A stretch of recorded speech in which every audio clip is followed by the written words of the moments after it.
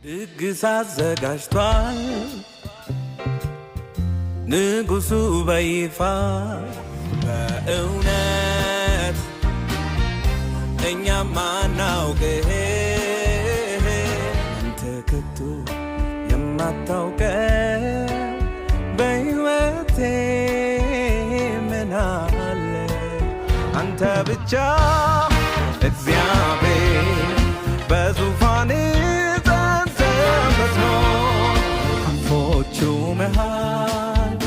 አዝሎ አሻገረኝ ብቻውን እየመራ